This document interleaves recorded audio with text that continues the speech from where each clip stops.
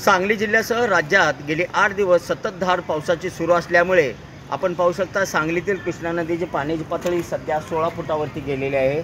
एकंदरीत पाहिलं तर मे महिन्यातच सांगलीच्या कृष्णा नदीची पाण्याची पातळी ही 16 फुटावर गेलेली आहे।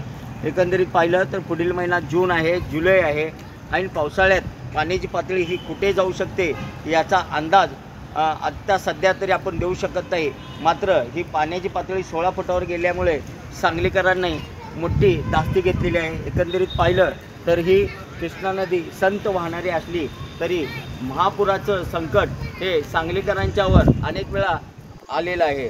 अलमट्टीची उंची वाढवल्यामुळे यंदा यावर्षी या ठिकाणी सांगलीला महापूर येणार की नाही या संदर्भात सांगलीकरांच्यामध्ये एक भीतीचं वातावरण निर्माण झालेलं आहे। येणाऱ्या जून जुलै महिन्यात काय पाऊस पडतो आणि कृष्णा नदीची पाण्याची पातळी किती झपाट्याने वाढते हे पाहणं महत्त्वाचं ठरणार आहे। कॅमेरामन सुजित सोबत मी शंकर देवकुळे, TV9 मराठी, सांगली।